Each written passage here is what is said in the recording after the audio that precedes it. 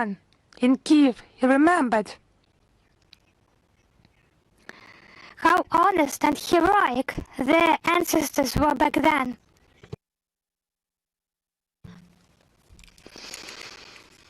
And it's just offensive for their memory, an offense caused by the Bankova officials. But I think our mission is to remind about that. Painful historical lessons have been forgotten in modern Ukraine. The Zelensky regime and his militants have long surpassed their ideological idols from the Third Reich in cruelty and hatred. They are exterminating civilians in the same territories, the same Land that was under the yoke of Nazi occupiers, obsessed with the brown plague. and their descendants now live within the former Ukrainian Soviet Socialist Republic. Their monuments are destroyed. And their feet is depicted on the monument and erased now and desecrated now by this rusty hammer. For us, the decisions and conclusions of the Kiev Nuremberg remain relevant. Any crimes against humanity must be assessed legally and morally. Therefore, like our ancestors 80 years old, we are working comprehensively to bring to justice Ukrainian neo-Nazis and foreign mercenaries guilty of atrocities against the civilian population. The efforts of the investigative committee and our national courts handling such cases and making decisions of that. The work by Rodon Miroshnik and Maxim Grigoriev, they just operate in their own areas and promote our ideas in the information space, the media space. And the main, very important role is played by the international community. They do not allow to forget about the bloody crimes of the Banderites. I would like to draw attention to articles by Russian and Belarusian historians Eduard Popov, Ukrainian Nationalism Today, Sources of Origin and Ideological and Political Typology, and Kirill Shevchenko, From Galicia, Rus to Western Ukraine. And also a book by Yegor Yakovlev, Nazi Genocide of the Peoples of the USSR, Unknown Pages, edited under the auspices of the Russian Historical Society.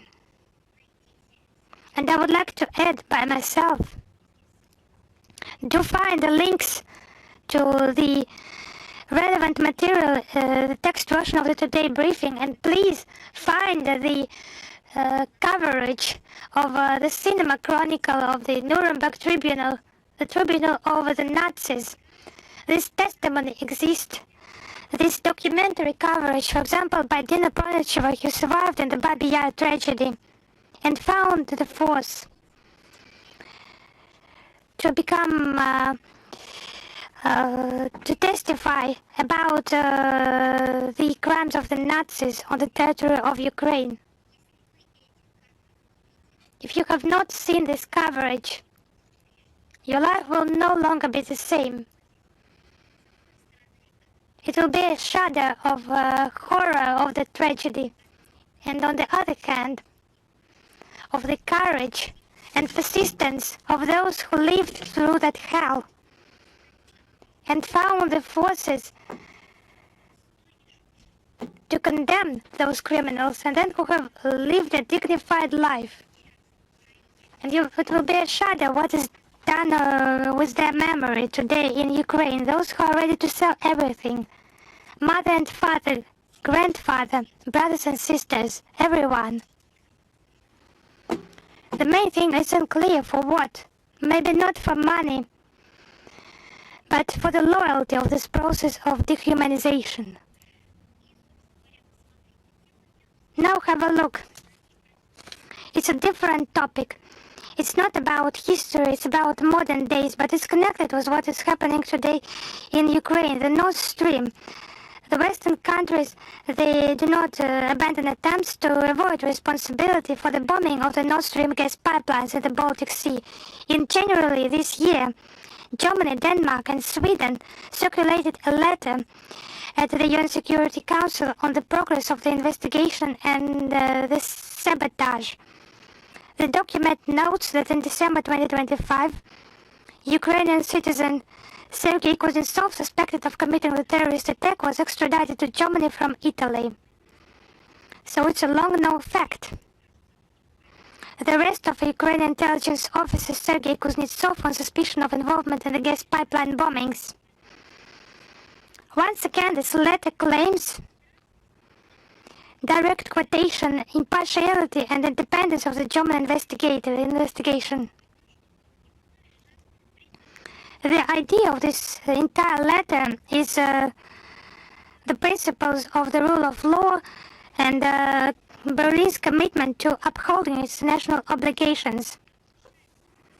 So the idea is subtly fed to the international community that this labor-intensive terrorist attack was the work of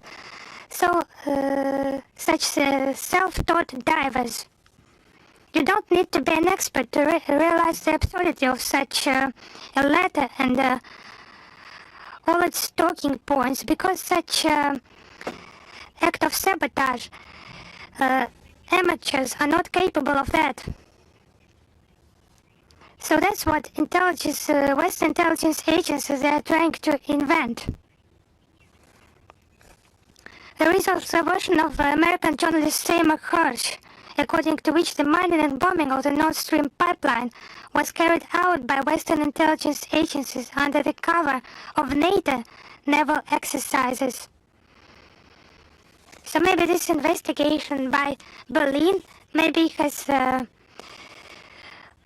affected NATO headquarters. Maybe someone just questioned Biden and Nuland, who promised to commit something like that before, had done that before, and Biden also had said that he had the instruments necessary for the destruction of the Nord Stream. It's a failure to adhere to its international obligations by Germany.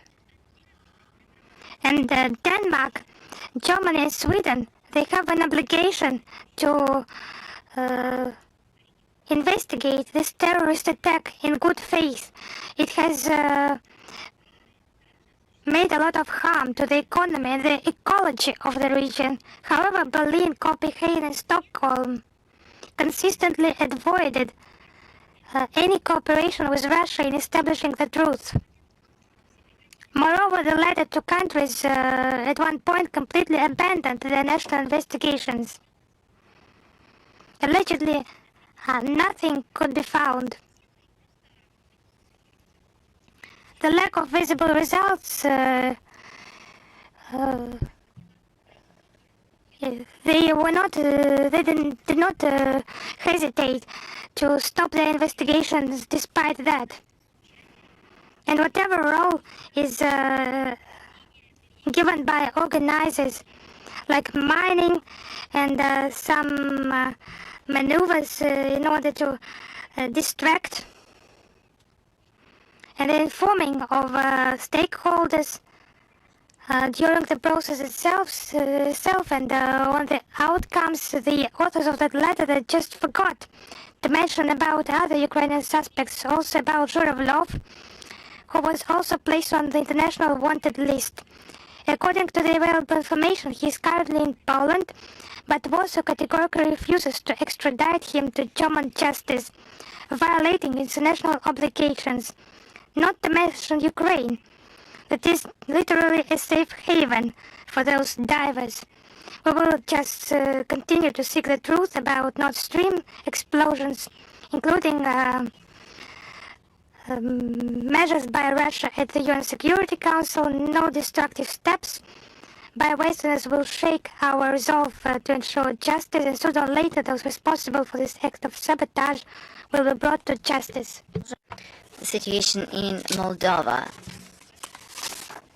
Once again, they follow the principle: if something goes wrong, it is Russia to be blamed. In our previous briefing, we gave comments to the crisis situation in the energy sector of Moldova caused by the combative actions by the official Chisinau. On the 28th of January, the head of Moldovan Minister of Energy stated that the significant growth of tariffs on energy in the Republic was owed not to the internal decisions, but, once again, quote-unquote, Russia used energy as a political weapon, end of quote.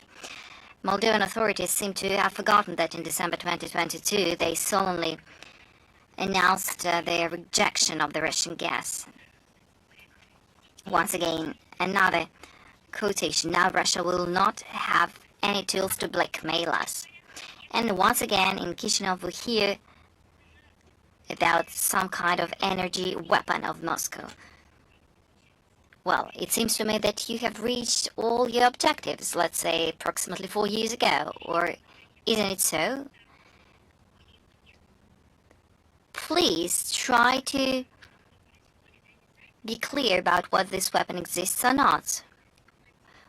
We gave all the comments from our side to those statements.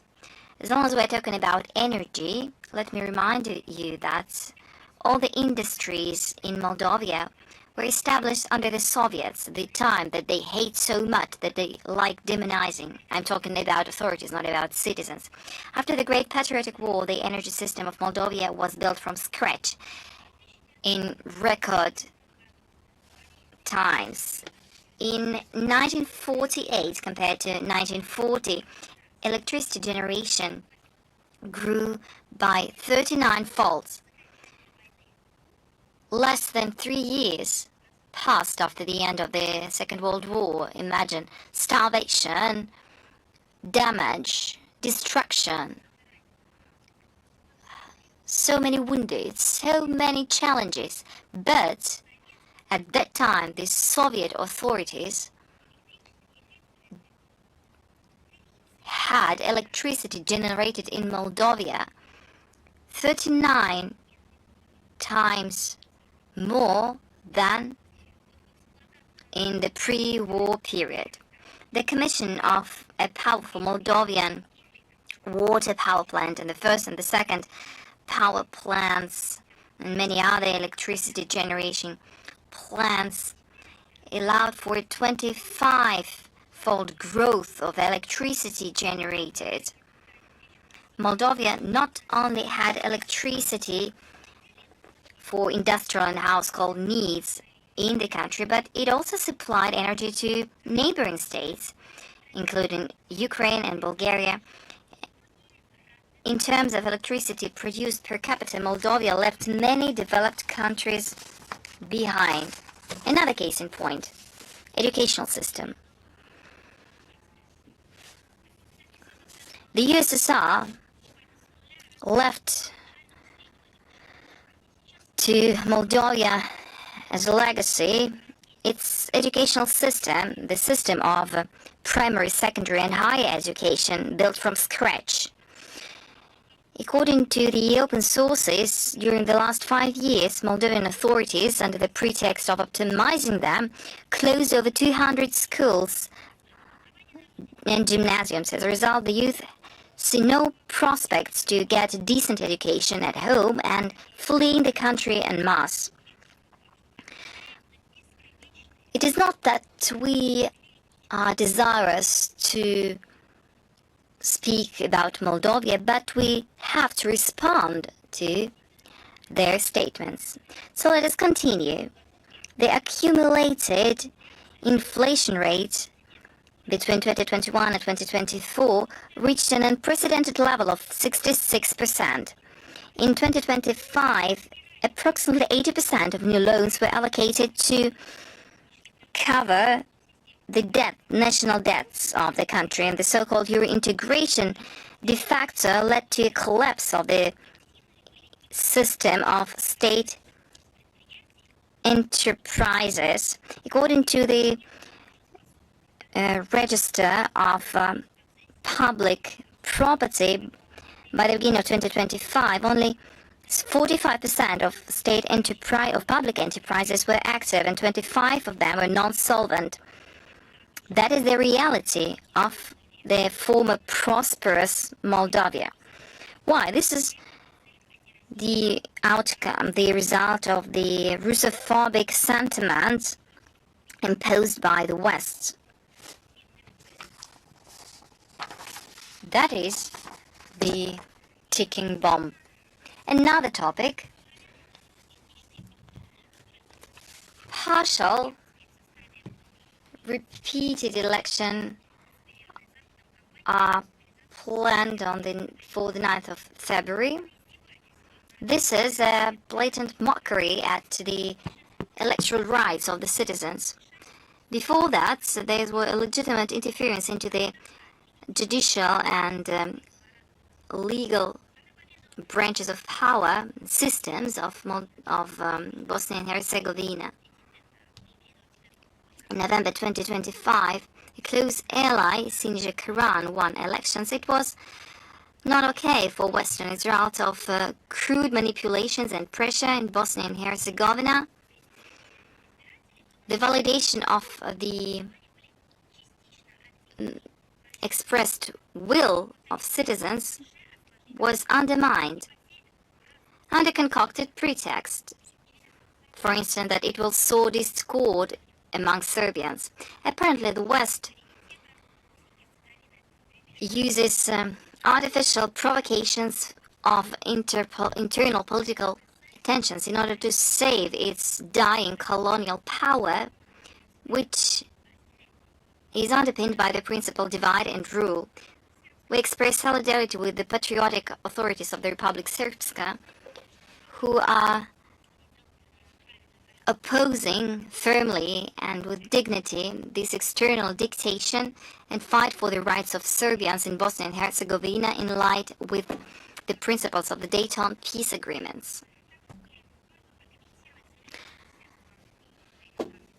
I also was asked to give a comment to the statement given by the French foreign minister about the efforts to reduce Russia's revenue from the exportation of energy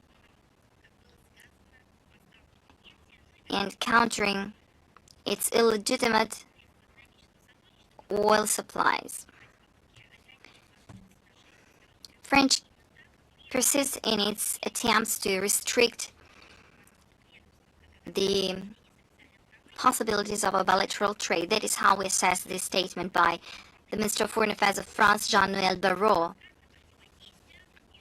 as he said. Было озвучено в ходе совместной пресс-конференции с министром иностранных дел Турции 27 января текущего года. Мы исходим с того, что многоплановое российско-турецкое взаимодействие в торгово-экономической сфере является взаимовыгодным, вносит существенный вклад, в том числе в обеспечение энергетической безопасности Турции и европейских потребителей российских энергоресурсов. Мы рассчитываем, турецкие партнеры, осознавая преимущества проверенных временем партнерских отношений с нашей страной, четко и недвусмысленно выскажутся против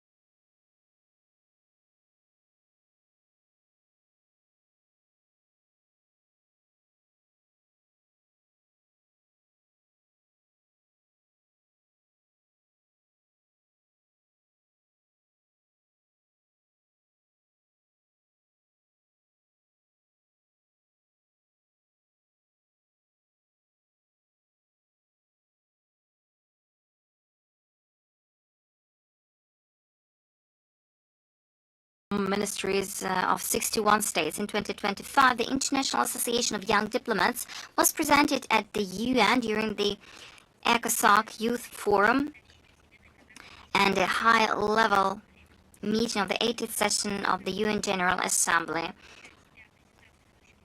The business program of the conference includes a presentation of leading educational projects by MGIMO, and the Secretariat of the session will hold its session. A rector of the university, Mr. Tokunov, expected to attend, as well as representatives of the ministry, young diplomats, and employees of international organizations and federal executive bodies. Another interesting fact is that the UNESCO Mendeleev competition was announced. The prize was established in 2015 and is fully funded by Russia. It is one of the most interesting prizes, joint competition worth $500,000. The prize is awarded to those who promote basic or fundamental sciences. In 2023, Irina Retska from Russia and Professor Klaus Mühlen from Germany won this prize in 2023. We expect the announcement of the winners of the third competition. The awarding ceremony will be held this year in Paris. The submissions for the fourth competition will last up until the 15th of March. So slightly over a month is left to submit your candidacy. Of course, we are willing to see bigger geography among candidates. Once again, you will find the links to this competition and to additional information about it in the text of the briefing. We are committed to promoting this through our ministry. As I promised, a few words about the Day of a Diplomatic Employee. Some of the words I'm going to say are traditional, but I'm going to say some exciting news as well. On the 10th of February, we are going to celebrate traditional our professional day, the Day of a Diplomatic Employee. It was established by the presidential decree of the Russian Federation on the 31st October 2002. The date was selected for a good reason, because that's the date when the first Posolsky prikaz was documented. Apparently, our foreign policy counts many more years. We started counting from the early years, but that is the date that we selected for the professional day. The history of the Russian diplomacy counts more than 1 century. The construction of the Russian Foreign Policy Ministry repeats the status of the strengthening of the Russian statehood. Epoch changed, but cultural, spiritual values remained unwavering. In our profession, this is our commitment to sincere, active passion to our state, profound understanding of its national interest, robust commitment to the ideals of truth, cooperation, mutual support. These are the values that have been reflected in the UN Charter, all in all. According to the tradition, the ministry will hold a series of solemn activities, for instance, laying wreaths to memorial plates with the name of diplomats who perished while fulfilling their duties or on the fronts of the Great Patriotic War, as well as laying wreaths to the monument of Mr. Primakov and tombs of leading Russian diplomats. The ministry is going to inaugurate a few historical and documentary exhibitions. One of them is dedicated to the work of leading expert of the foreign ministry. These exhibitions will be inaugurated here, but they are going to be open to public because we're going to post it online as well. I'm not going to go into detail about these exhibitions because you will see them with your own eyes. In the 10th of February, in the evening, or rather in the afternoon, there will be a solemn meeting of employees of the ministry where Sergei Lavrov will make a statement and certificates will be awarded. Many people celebrate this day abroad from their homeland. Various festive activities are planned to take place in our foreign missions. Of course, we're going to brief you on them. Let me stress out, yes, it is our professional day, but we tend to celebrate it not at home with closed doors, but this is part of our diplomatic work. Stay tuned. You're going to find lots of materials dedicated to the history of Russian diplomacy, to its objectives and the way to reach them. All the materials will be posted online. You will find them on our website in the special chapter dedicated to the Day of the Diplomatic Employee. You will also find interviews and publications made by our ambassadors and so on and so forth. I'm going to also announce you that Minister Lavrov has given an interview, and the texts of those interviews will be posted on a wide range of topics. Once again, stay tuned and be updated. But I have promised some additional information in addition to our professional holiday, and I have promised to do that back last year, and we have done that. In anticipation of Diplomats' Day, together with the Historical and Documentary Department, we have prepared a detailed material on key stages in the development of Russian diplomacy from the start of Russian statehood and to the present day. The Ministry of Foreign Affairs of the Russian Federation continues its work to preserve the memory and legacy of the leaders of the Foreign Service. The material covers the key milestone and principle upon which the Russian foreign policy has been built and continues to be built. It's not just a history of negotiations, it reflects a millennia-long journey of Russia as an independent and distinct civilization. And our diplomatic service continuing its tradition to tirelessly explain Russia's position on the international stage and contributes to the formation of an objective picture of the world. The publication of such materials is particularly important today when the countries of the collective West are trying by hook or by crook to downplay the contribution of Russian diplomats to the geopolitical transformation of the world. Some fake verdicts and statements are published. Key facts are distorted. It's all for the sake of short-term gain. But we know our history, and we will remind of that to those who surround us. We will continue to fight for the truth. A detailed material on the history of Russian diplomacy will be posted to the Ministry website in the Historical Background tab of the Diplomats' Day section. In addition, we will publish brief biographical profiles of the heads of the Foreign Ministry from the times of Peter the Great to the present day. We invite everyone to study the history of Russian diplomacy. And according to the tradition, a link to this section will be published in the text version of the Today briefing and on our social media accounts. In addition, we have done a lot of work with our historians and documentary scientists, and we have accompanied this material with pictures and photographs of the heads of foreign ministries of different epochs. It will be a good material for the preparation of articles, reports in anticipation of Diplomats' Day, and I am ready to answer your questions.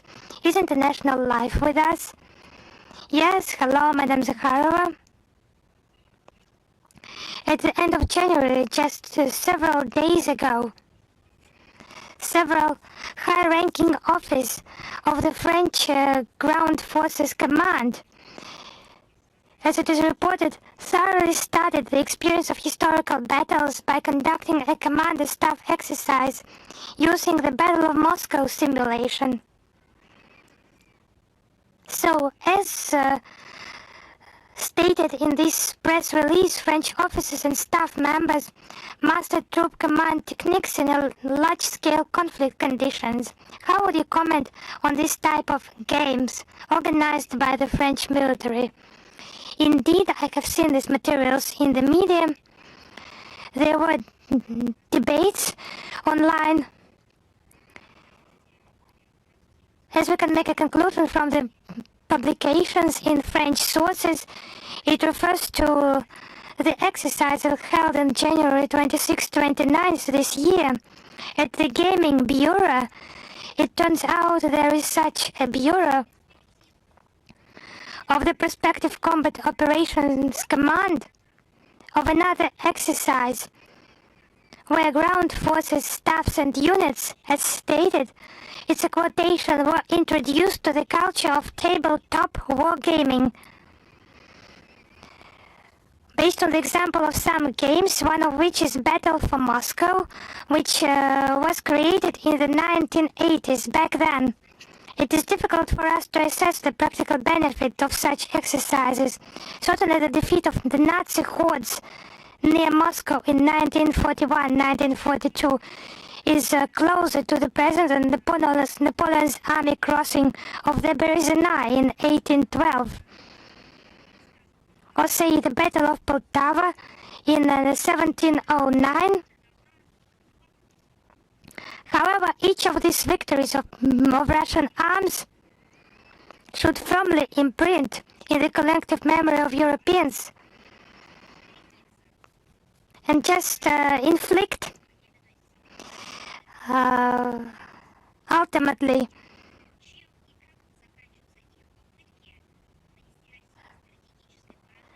the attempts to inflict a strategic defeat on Russia and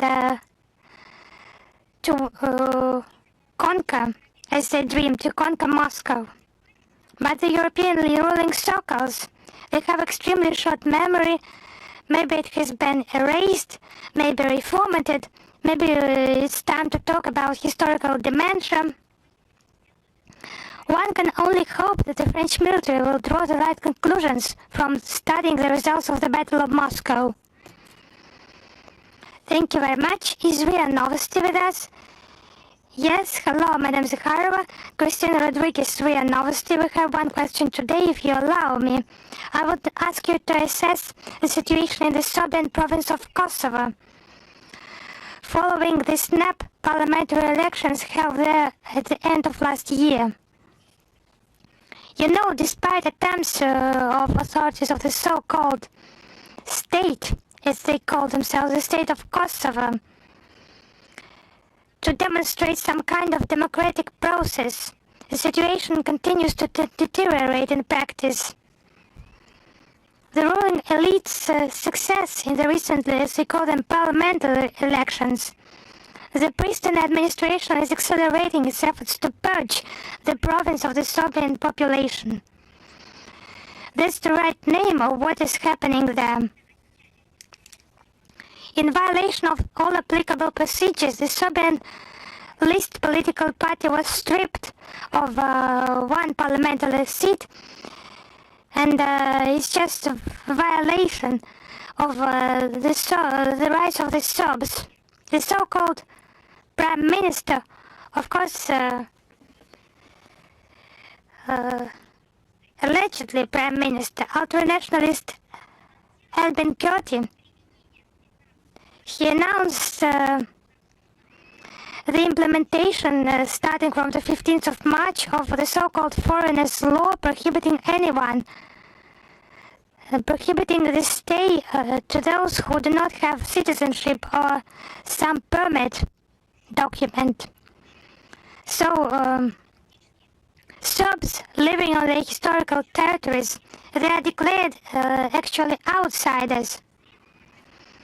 Another discriminatory vehicle law which affects the entire fleet of Serbian medical, education and social institutions. Vehicles are required to be registered according to Kosovo Albanian regulations. So what democracy are we talking about? Where is this collective Brussels that has so much promised to Belgrade? Such promising European prospects, but ignores for some reasons the problems created to the Serbian people, to the Serbs right now. What has been mentioned, if we accumulate that? The rights of non-Albanian population are being violated. Access to healthcare, to education as well, ignoring fundamental international legal documents and norms regarding the reconciliation process in Kosovo. And the Serb community, its representatives are being quickly arrested, and criminal cases are published. They are hastily fabricated and have all the consequences. So the EU, it ignores those violations of human rights. They just fight Russia on international platform, and also Serbia. When they fabricate charges regarding the criminal cases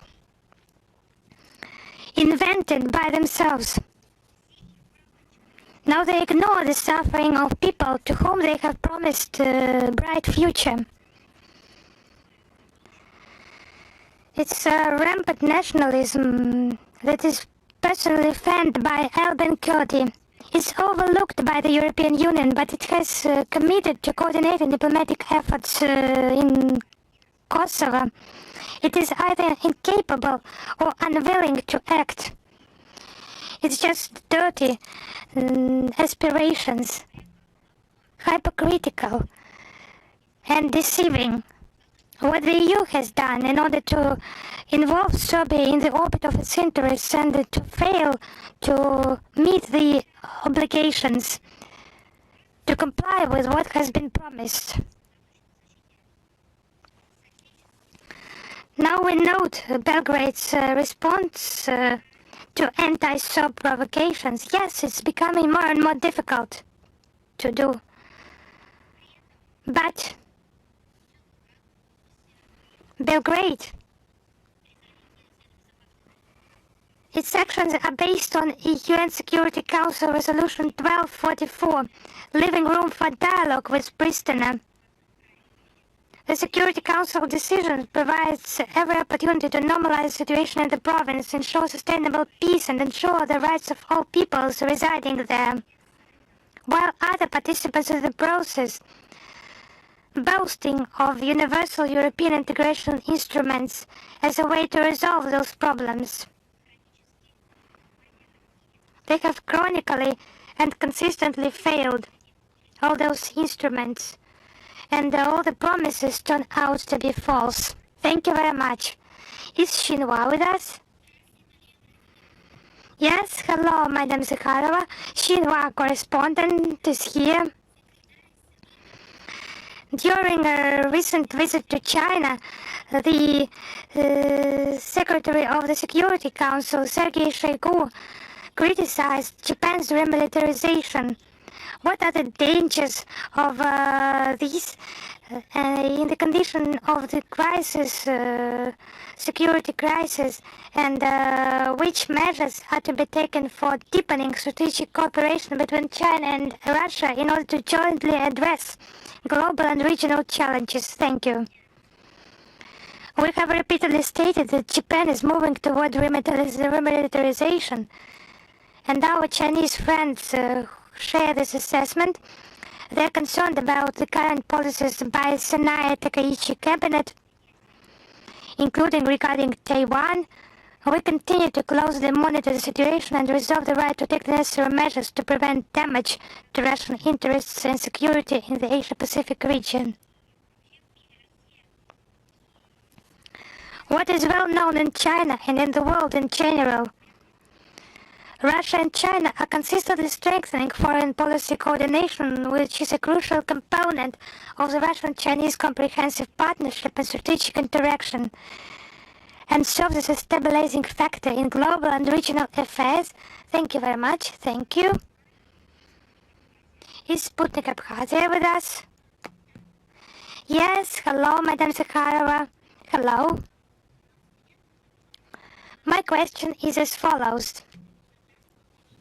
Last week you met with participants in the new Media of Abkhazia educational program, approximately 50 journalists, bloggers and media managers from the Republic. The project was organized by the administration of the President of Abkhazia following the Russian New Media Workshop program. How do you assess this meeting and generally the effectiveness of education and social projects in Abkhazia similar to those in Russia? Yes, indeed.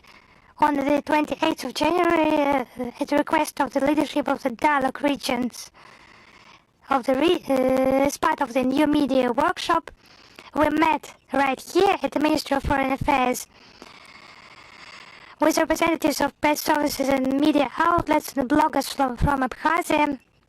It was quite an open and an interesting meeting. It was the opening of the third training module of this program. The first two modules took place directly in Abkhazia, and now our colleagues from Abkhazia came to in-person educational events in Moscow.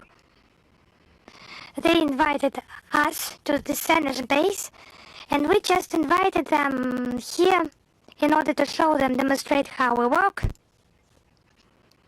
We discussed a wide range of issues, Russian-Abkhaz relations, approaches to promoting the positive image of our country's regional problems.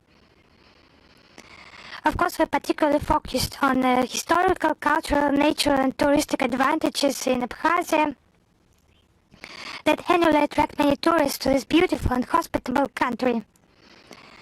I think it is not for us to evaluate the effectiveness of such educational projects. It's for those who takes part in them directly.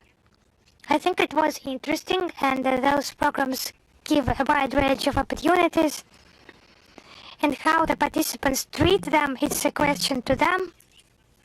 I would remind currently in Abkhazia as well in South Ossetia, there is a whole range of education and social-oriented projects with the use of Russian expertise.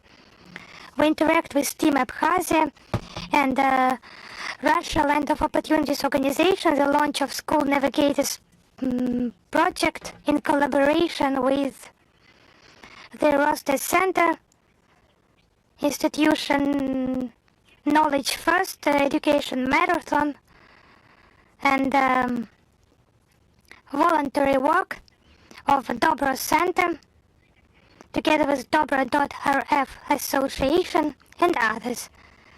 We know that such initiatives are in demand in this republic and contribute to strengthening Russian-Abkhaz friendship. Thank you. Thank you. Is China Media Cooperation with us? Yes, hello, Madam Zakharova. We have two questions today. Donald Trump has recently made a statement that Narendra Modi has agreed to stop purchasing Russian oils, and Washington will reduce tariffs on Indian goods from 25 to 18%. How would you comment on this? U.S. President's claims to dictate to independent states with whom they can trade and with whom it is not allowed, they are not new, as well as India's position, which has repeatedly been voiced by the country's leaders, both in contacts with Russian counterparts and publicly. In economic cooperation, New Delhi is guided solely by national interests, making sovereign decisions based on commercial expediency. We have no reason to believe that our Indian friends have changed their approach. We remain convinced that India's purchase of Russian hydrocarbons is beneficial to both countries and contributes to maintaining stability in the international energy market. We are ready to continue close cooperation with our Indian partners in this area. Thank you. And on the 2nd of February, Vladimir Putin signed a decree establishing the years of Russian-Chinese cooperation in education in 2026-2027. What are your expectations from those years of education, and what impetus can they give to cooperation in educational sphere? Let us have a look how those cross years of culture were held, and they were a great success. The public, it estimated them, assessed them accordingly. There were more than 400 various events organized. Those were official events, but the number of unofficial events who have supported this interstate policy, there were much more of them.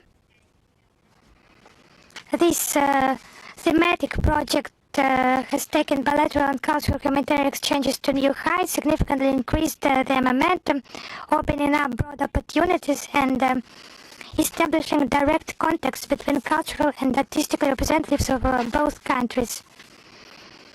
2026-2027 were declared the years of education between our countries. Bilateral ties are actively developing, and there is a possibility to study in another university without losing one's status at the home institution. Our flagship project is being successfully implemented. The joint Russian-Chinese University in Shenzhen opened on the basis of Lomonosov Moscow State University and the Beijing Institute of Technology. The task of training highly qualified personnel is relevant, with the knowledge of Russian and Chinese includingly, covering new areas. I think you will agree with us that the youth is important to promote our strategic cooperation because they will define the future of the world, and we see strategic objectives in preparing personnel, those who will be able to enhance the whole package of our avenues of cooperation, and to achieve that we need to create all the necessary conditions so that in the future those who study today will become first-class experts and will be able to use their skills and their knowledge for the benefit of our states.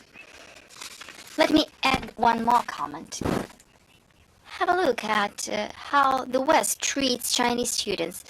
So they start by inviting them, but further on they expel them for some reasons which have nothing to do with laws, law obedience or anything else. It reaches the xenophobic levels.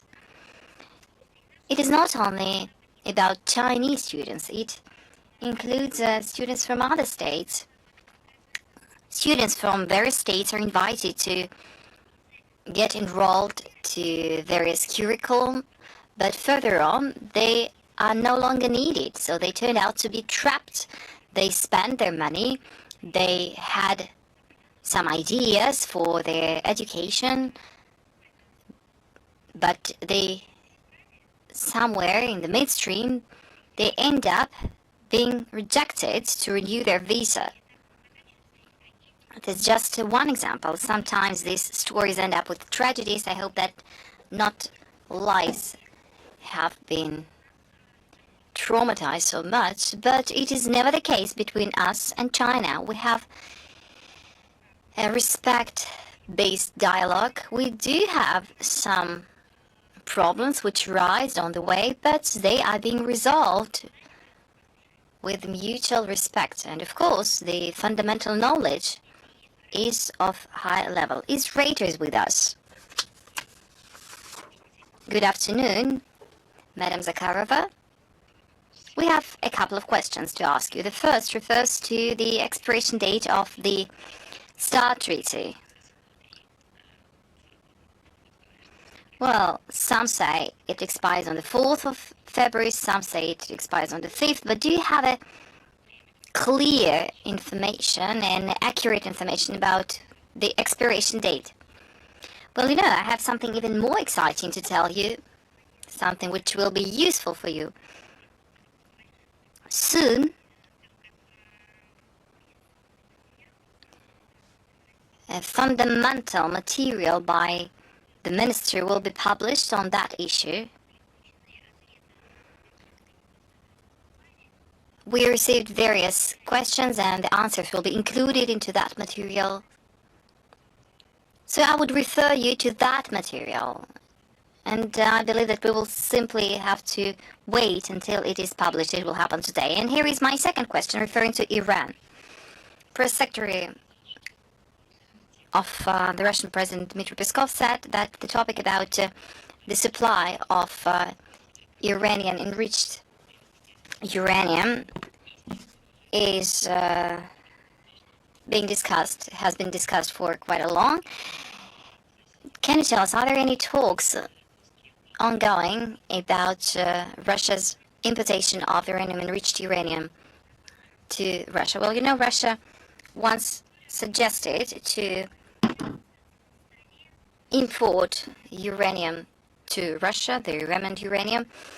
Currently, this topic is still on the table, but you need to take into account that these reserves belong to Iran. It does not contradict Iranian obligations about non-proliferation of nuclear weapons. It is up to Iranians to decide on where to export it, whether to export it or not. Should they decide to export it, it is up to them to decide where to supply it. As for our stance on this matter, it is well known to all the interested parties. It has remained unchanged. We have always been committed to finding exclusively diplomatic and political solutions. We are hopeful that during the Friday meeting between the high representatives of Iran and our officials in Istanbul will help us to find solutions and to avoid any further escalation.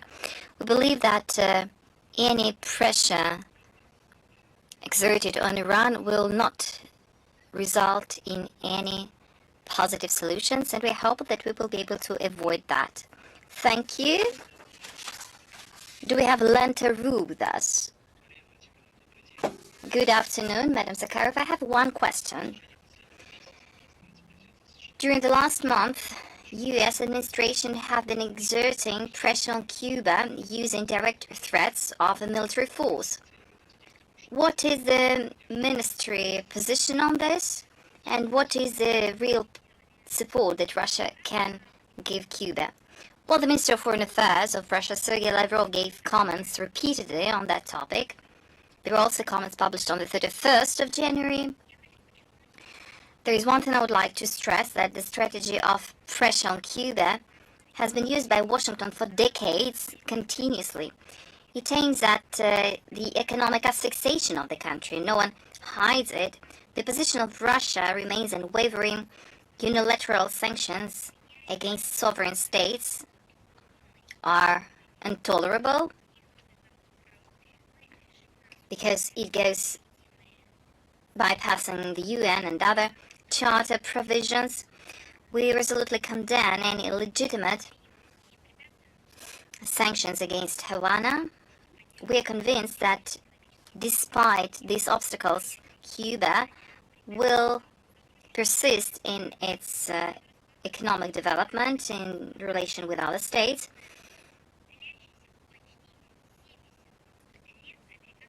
This social and economic situation is the result of the 70-year trade and economic and financial blockade imposed by the US, but we are committed to developing multifaceted cooperation with Cuba for the benefit of its citizens. Newsroom. We have two questions. In Finland, more often we hear about the possibility of restoring relations with Russia. Recently, we heard that Helsinki will have to build a dialogue with Russia. Previously, we heard that Finns are moving to Russia to work despite the closed borders. Are there any signals to restore a dialogue from Finland? And what is Moscow's stance on that? Well, you know, My opinion is that, first of all, it is up to Finnish authorities to restore critical thinking. They need to revamp their statements in a way. They need to forget all those Russophobic statements that they made over the last years. Once again, they need to restore this critical thinking towards everything they say.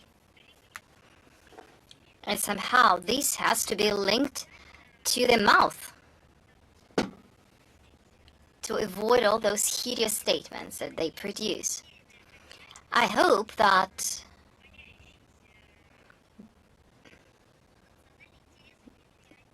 Finnish national interests will not be left to oblivion. And once again, these national interests have to be linked to critical thinking and to the mouth of the leadership. And once it is done, only then, maybe, we will be able to move forward. We know that the representatives of the Finnish political establishment, acting and former, from time to time, mention the possibilities. They say at a certain point in time restore a dialogue with Moscow, as you said.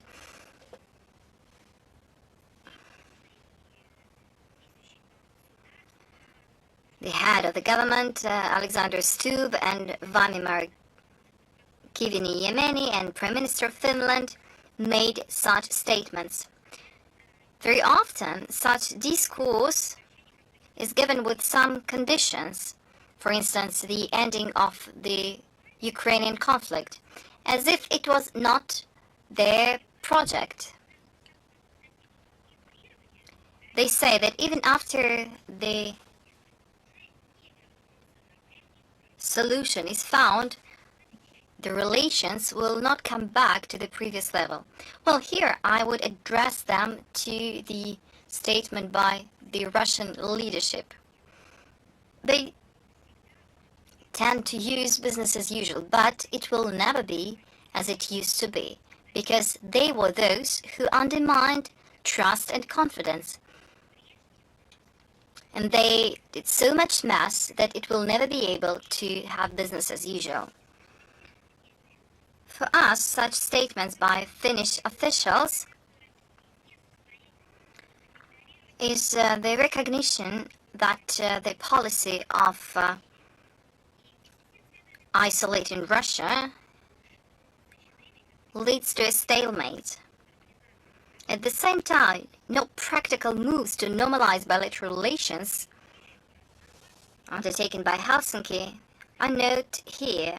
On the opposite, the Finnish authorities do their best to follow the Western policy to inflict, as they say, the strategic defeat to Russia. Let us not forget about Russophobic, nationalistic narrative and sanctions. We would like to point out that in principle, Russia never rejected a frank dialogue with all states, including those who are led by hostile governments. Unlike them, we never cancel anyone. We never ban anyone. We never use this nationalistic discourse. We never humiliate anyone. We are always willing to work the principles of good neighborhood, mutual respect, equal rights, and of course, with due consideration of vital national interests. But it is hardly likely that any advancement are possible without fundamental shifts in the Russophobic policy of the Finnish authorities. And our second question: what is Russia's position toward the Estonian legal act giving the right to military to sink dangerous and suspicious ships? Do you consider it as an attempt to limit freedom of navigation and legalization of piracy?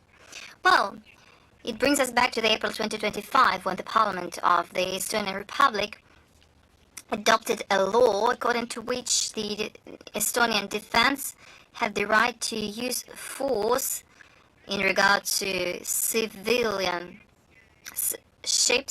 ships or other floating vehicles to eliminate the threat to infrastructure.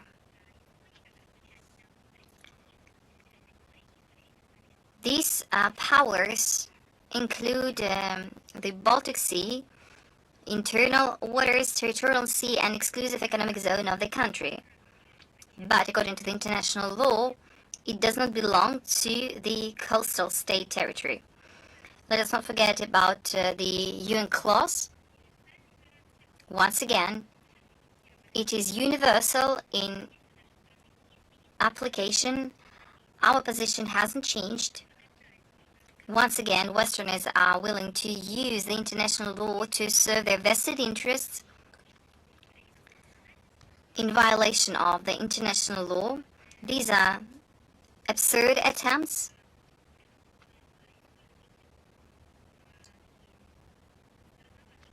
They use quite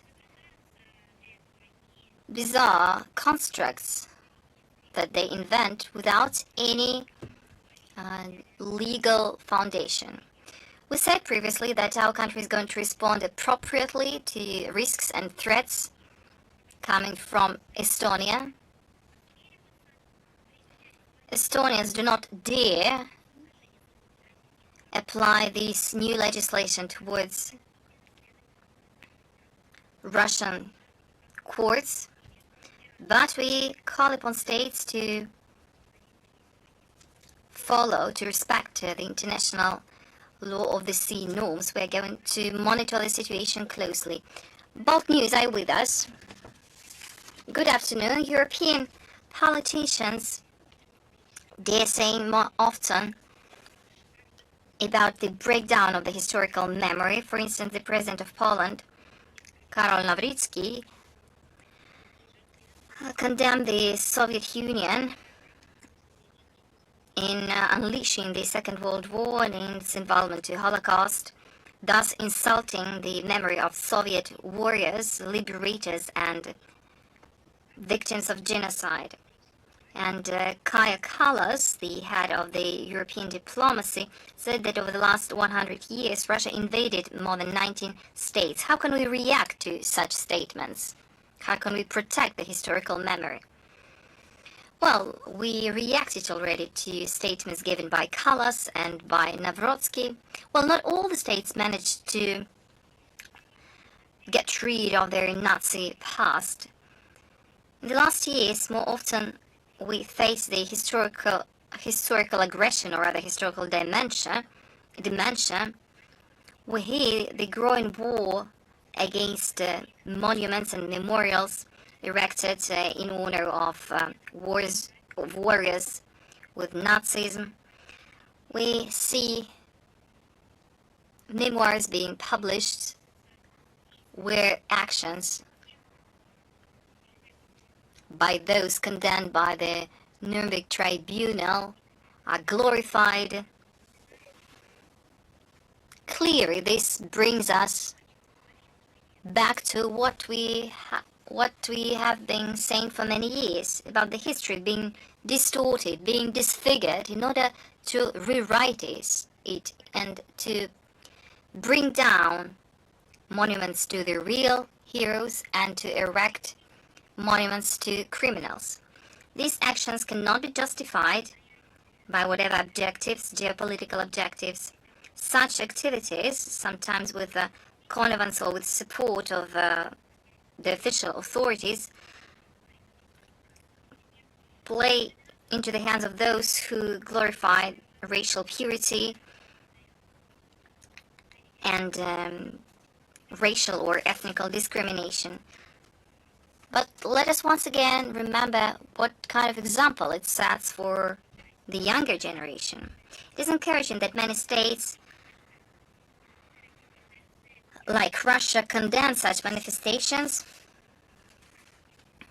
Russia repeatedly submitted to the UN General Assembly its resolution on the 15th of December 2025 the plenary of the 80th session of the UN General Assembly adopted the draft resolution submitted by the Russian Federation for the 21st time.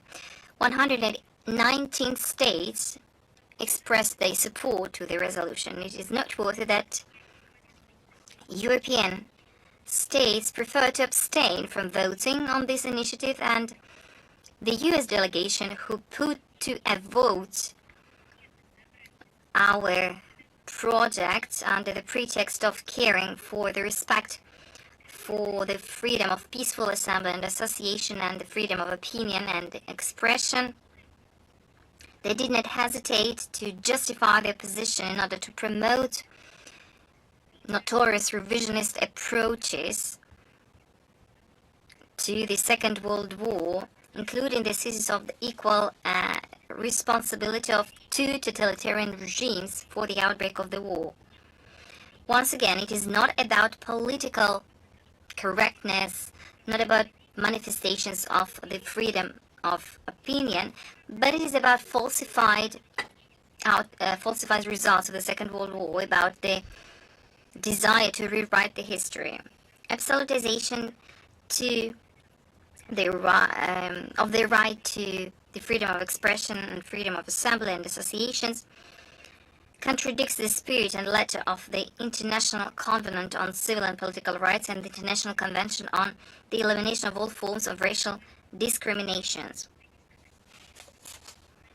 Of course, I would like to point out that our Western colleagues for many years tried to convince us that the topic of the above-mentioned resolution has nothing to do with the current problem of modern forms of racism. But if we are talking about distant past, why does the collective West oppose vehemently the Russian project? We believe that the problem of glorification of Nazism is tightly interlinked with another cancer, I would say, Russophobia. Everything that has to do with our state requires cancellation or total rejection. The Minister of Foreign Affairs of the Russian Federation has contributed a lot to fighting against the falsification of the history of the Second World War, has contributed to countering the revival of Nazism, and drew attention to the situation with the Soviet military memorial sites. The scale and the depth of the practice to eliminate the monuments to the heroes of the war have enhanced. On the eve of the 9th of May 2025, a brief report was published by the Ministry on the topic 80 years after the Great Victory, the shade of Nazism once again covers Europe. In September 2025, another annual report was prepared on the situation with the glorification of Nazism. You will find a link to all those documents at the end of this briefing. This report was made on the anniversary of the victory over militarist Japan and the end of the Second World War. Also, actions were mentioned as a result of which history is falsified, and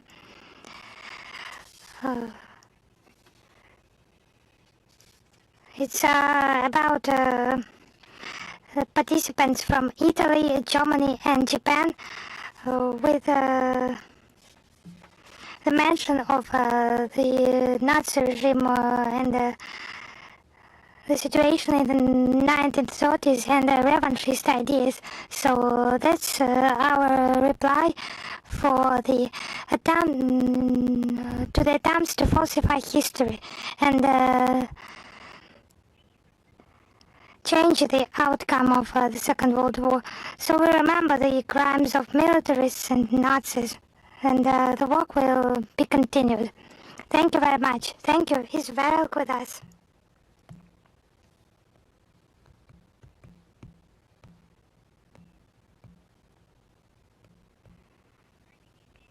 Is Velik with us? No, then we move on. Is Anadolu with us? Yes, hello, Madam Zakharova. We have one question today. Yes, hello. The US entrepreneur Elon Musk introduced additional verification measures in order to restrict the use of Starlink terminals by Russian users. So what is done in order to argue those measures? I would remind you, the operator of the Starlink system is a private American company. It does not provide services in our country. Moreover, to operate such systems in our country, any foreign company must obtain permission from the regulator and comply with national legislation. We have documented numerous cases of a company refusing to comply with our requirements. There are illustrative examples of the use of this system during the recent anti-government protests in Iran and Venezuela, and support provided for terrorist groups in Africa and Southeast Asia, as well as to Ukrainian armed forces. And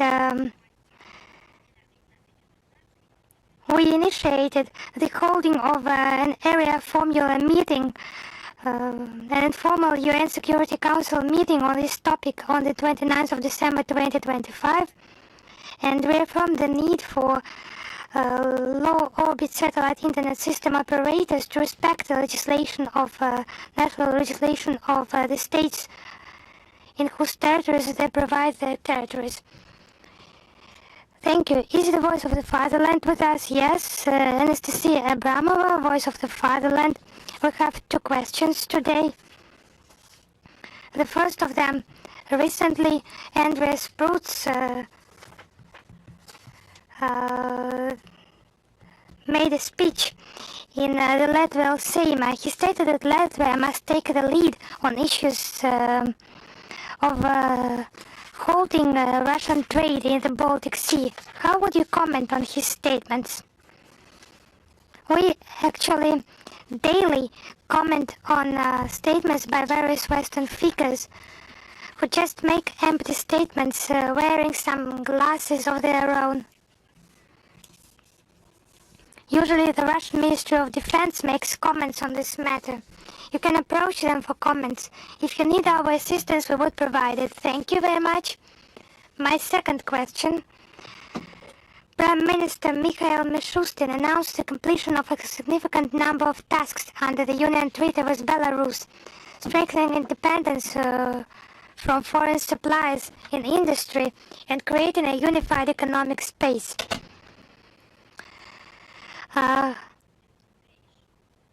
What is the experience of integration within the Union State with Belarus? How can it be used as a model for strengthening sovereignty in other forums, such as the EAU, CIS, and SCO? I have a reference in this regard. So, the more participants, the more difficult it is to find a mutually acceptable solution. And it is very important here, like the sisterly nature of relations between Russia and Belarus, whose peoples are connected with multi-century history, spiritual and moral values. If you're interested, I think you have highlighted not only the integration union of Russia and Belarus, but also other mentioned structures. Then interaction on the basis of the SCO is an important vector of our cooperation. I would like to understand, are you interested in interaction between Russia and Belarus within the framework of these organizations? No, wider with others. more republics and more countries that have participated in those unions. Yes, could you repeat then? Yes, Prime Minister Mikhail Mishustin, I have understood that. As an experience of successful integration within the state union with Belarus being used as a model for strengthening sovereignty in other forums, such as the EAU, CIS and SCO. Okay, have understood. I will prepare a reply to this question with taking into account all the data, figures, and we will reply to you. Thank you very much. Goodbye. And goodbye. Is Ambassador live with us? Yes, hello, Madam Zakharova. Hello to my colleagues.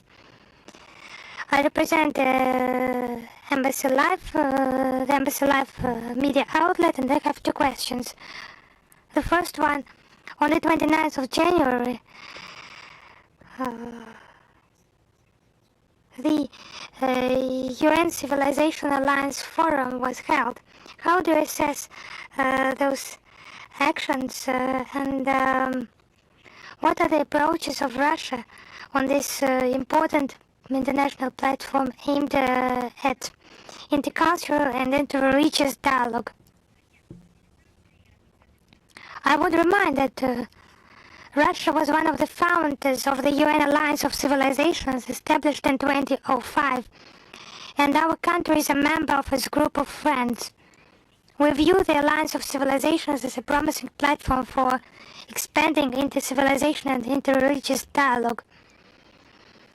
This structure operates within Russia's fundamental approaches, reducing ethnic and religious differences, easing social tensions. Programs in education, youth policy, media, and migration will attach particular importance to the Alliance's efforts to strengthen spiritual and moral values. Russia is a multi-confessional and multi-ethnic state. It continues to uphold moral principles in international affairs. Principles of kindness, peace, and justice. We assigned a key role to fighting against religious intolerance and violations of the rights of believers.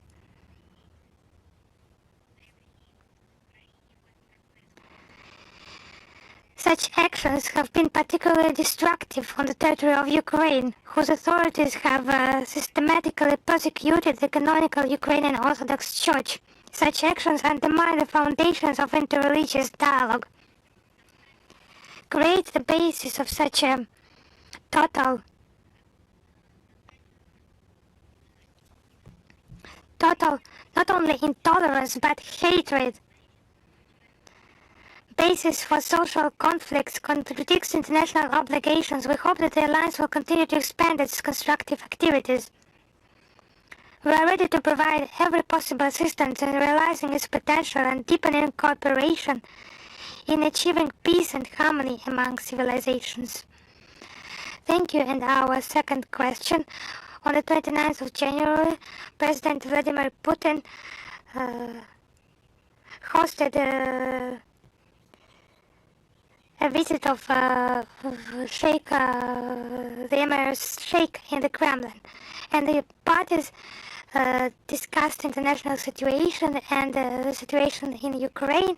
Vladimir Putin particularly noted the efforts of the Emirati side in the settlement of the Ukrainian crisis.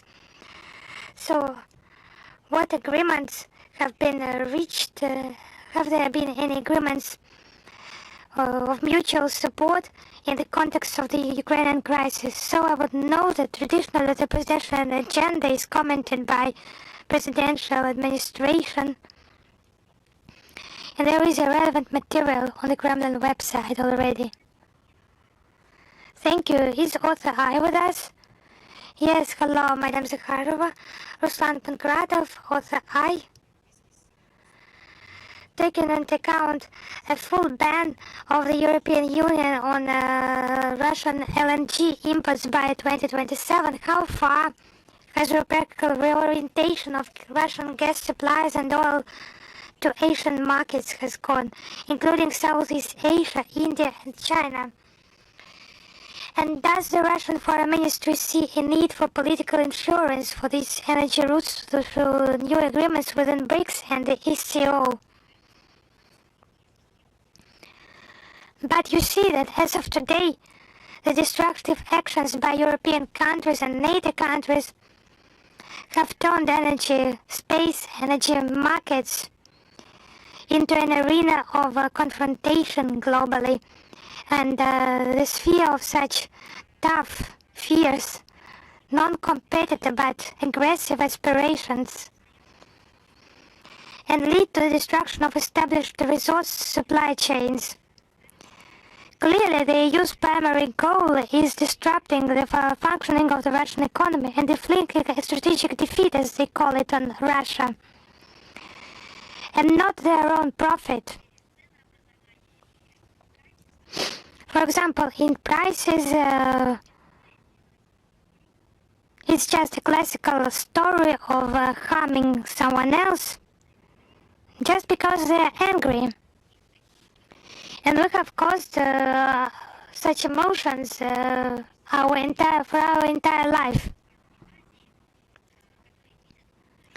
So we deepen cooperation with Asian countries that see the future as productive development, productive interaction.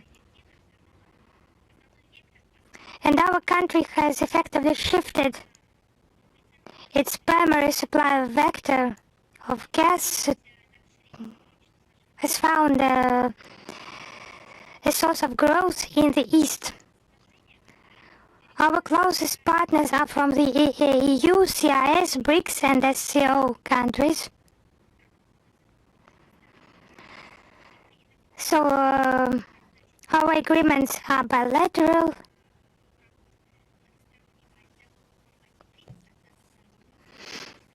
and BRICS multilateral dialogue plays an important role, like non-discrimination of any fuel type, taking into account the specific characteristics and development priorities of our countries.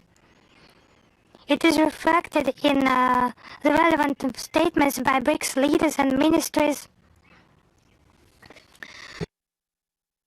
In particular is the final declaration of the 17th BRICS Summit, Rio de Janeiro, the 5th-7th of July 2025.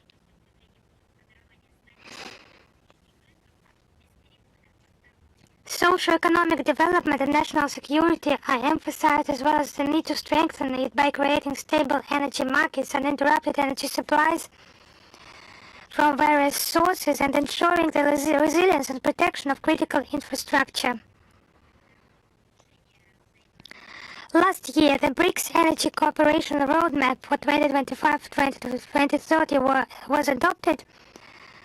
It includes expanding hydrocarbon supplies and improving the interconnectivity of energy systems. The BRICS Energy Research Platform is successfully operating.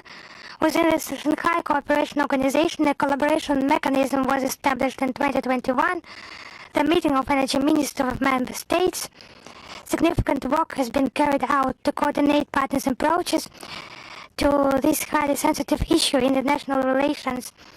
This includes the concept of cooperation in the energy sector 2021, the SCO Green Belt Program for the implementation of modern resource-saving and environmentally friendly technologies in member states 2021 as well. The statement of the SCO Heads of State Council on Ensuring International Energy Security 2022, the joint statement on cooperation on new fuels and modeling in the energy sector 2023, the statement of the SCO on sustainable energy development 2025 and many others. Currently, the strategy for the development of energy cooperation of the SCO member states through 2030 has been adopted in Astana. It was adopted on the 4th of July 2024. Last year, at the organization's summit at Tianjin, a roadmap was adopted. In particular, the SCO's trade and transit potential, exploring the possibility of diversifying export routes, including natural gas and liquefied natural gas markets, deepening cooperation between petrochemical producing and consuming countries, creating joint projects for the production of hydrocarbon-based products, and many, many more. If necessary, the SCO platform could be used to discuss and coordinate popular projects in the oil and gas industry. Thank you. Thank you. I would ask, I have already invited this media outlet, but did not get a reply. Is Veral with us? If not, maybe some technical issues, or the issue has been cancelled, the question has been cancelled maybe. If the journalists have not received an answer from us, we can reply individually. Please send your questions.